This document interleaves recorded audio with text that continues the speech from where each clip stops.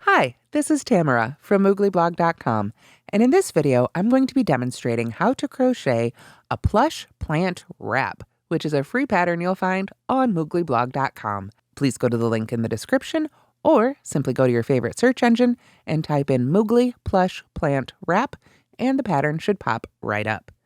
To make this pattern, we'll be using a USQ 16mm crochet hook.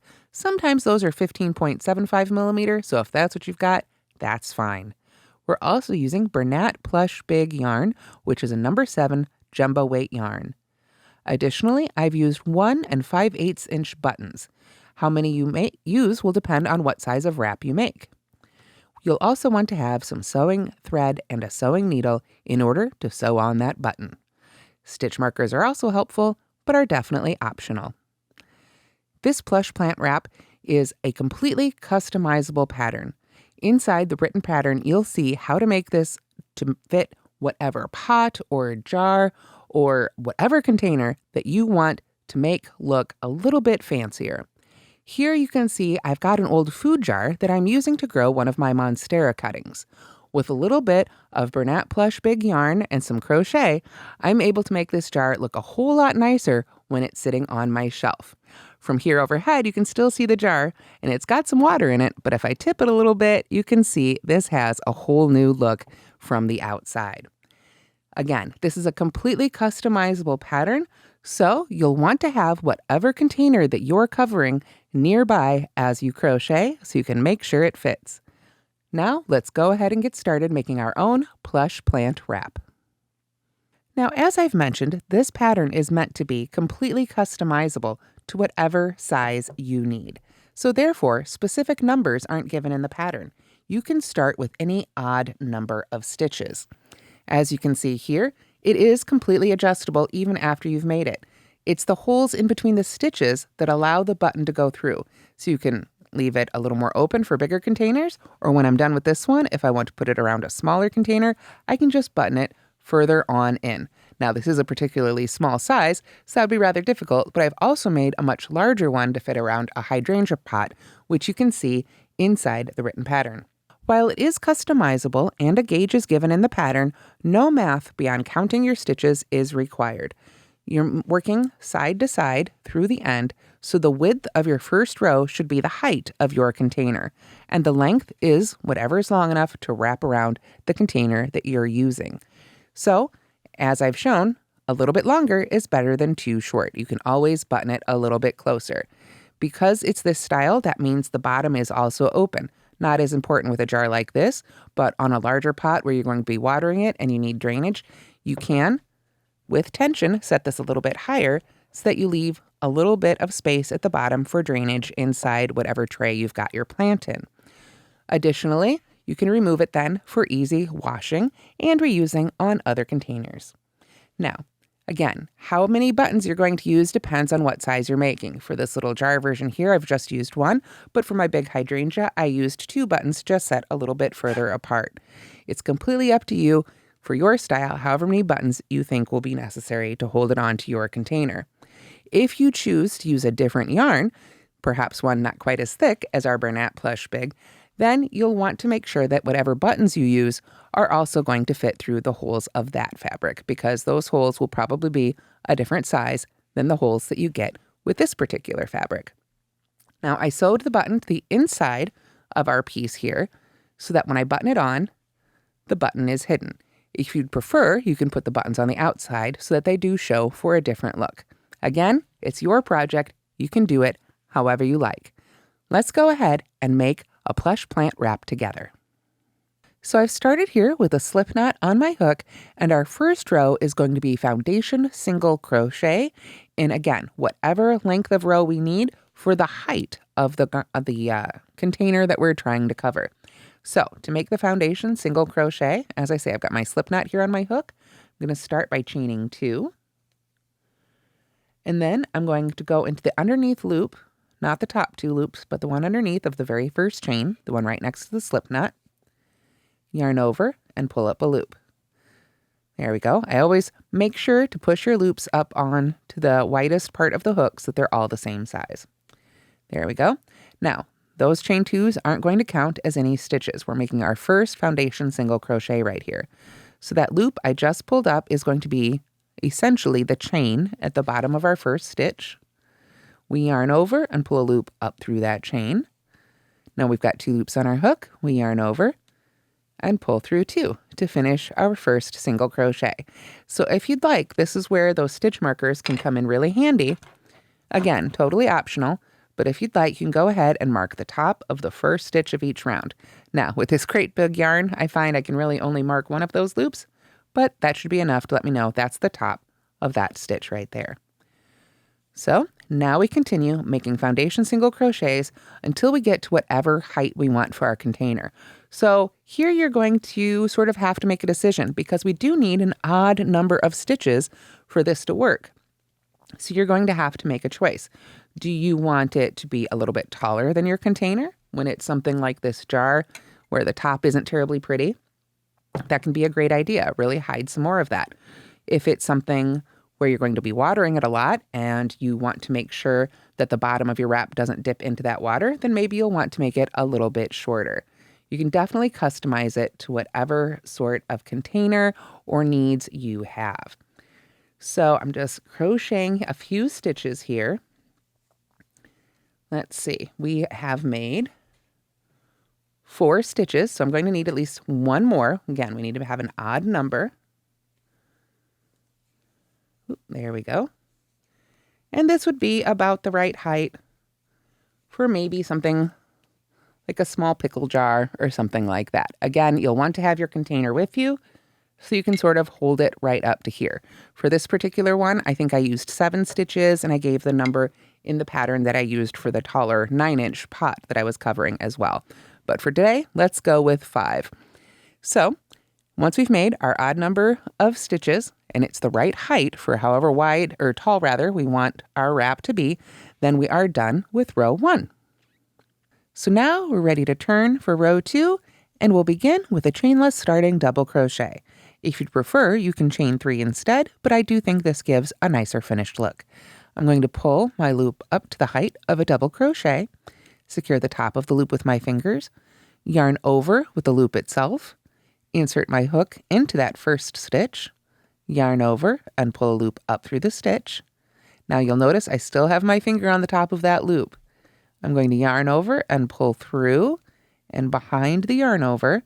And now when I'm down to these last 2 loops, I'll go ahead and release that loop with my finger, yarn over and pull through those last 2 loops. So there is our first stitch for row 2. After that, we work a beginning large star stitch. So what we're going to do is we're going to take our hook and you see that loop right there at the side of our chainless starting double crochet. If you've used a chain 3 instead, it will be the underneath hump of that last chain you made. We're going to insert our hook under that loop, yarn over and pull up a loop.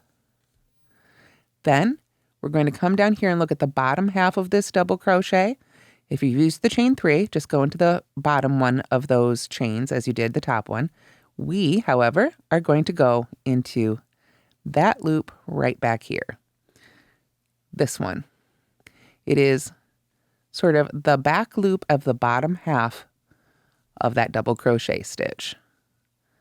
Yarn over and pull up a loop. It's a little easier now that I've pulled through to see where that stitch is coming from. Then we've got 3 loops on our hook so far. We're going to go back into that first stitch there, yarn over and pull up a loop. That brings us to 4 loops. And you'll notice as I pull through, I'm making each of these successive loops a little bit higher. Then we're going to pull up a loop from each of the next 2 stitches. So there's 1 and 2. Now, I'm going to pull up on my hook, nice and strong here.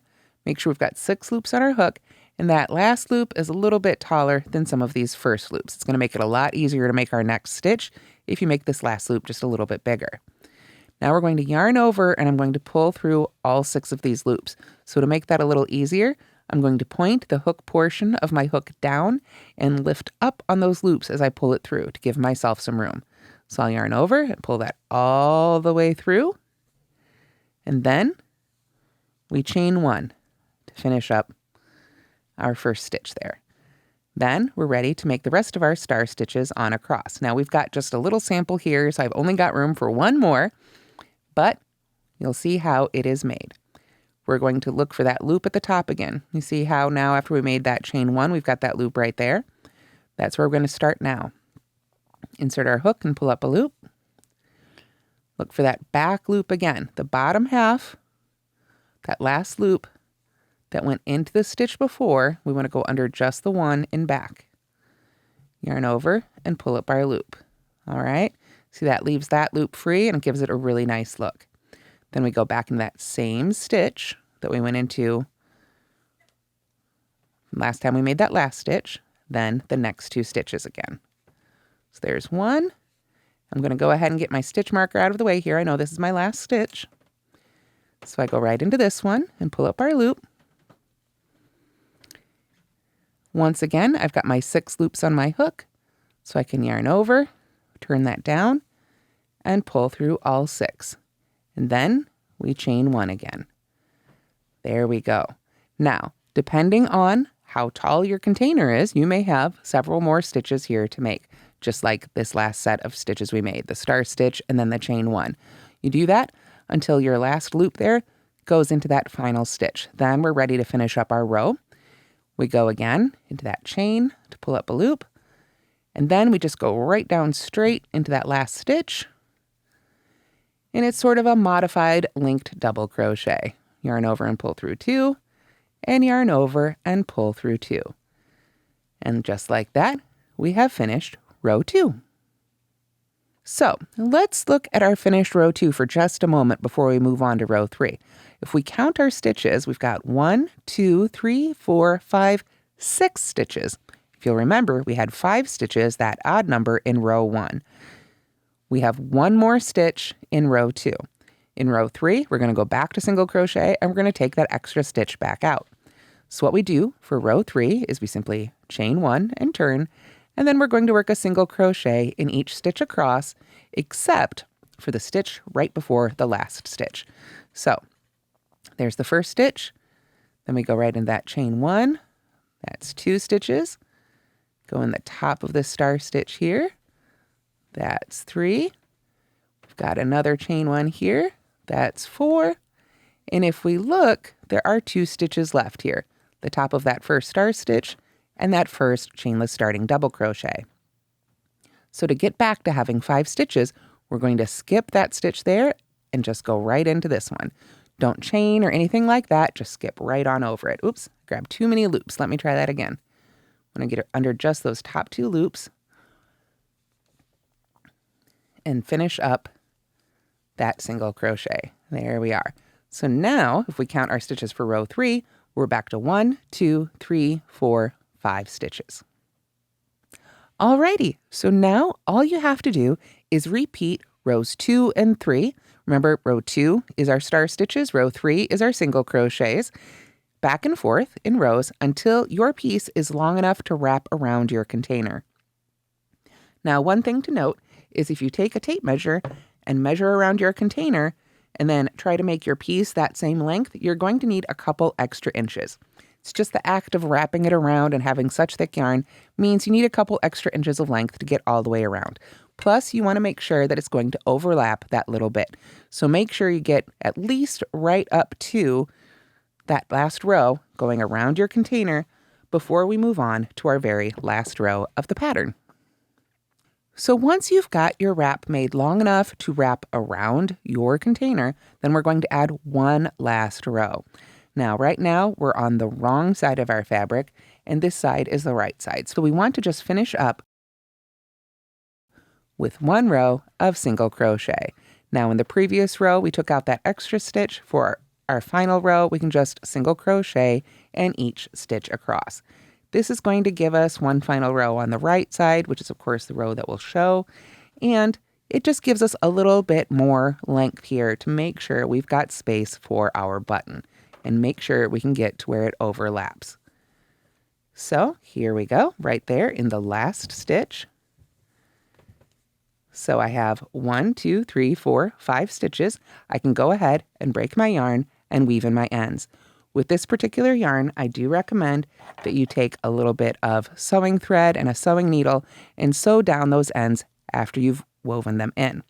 After you've woven in and sewn in those ends, then what you're going to want to do is sew in one of those buttons.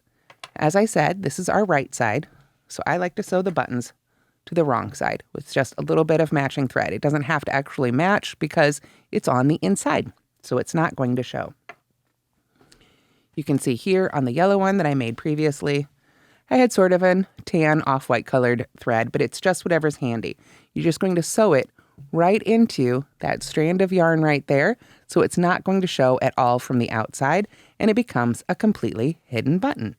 Then, once it's all together, you take your jar or container and simply wrap it around and button it on.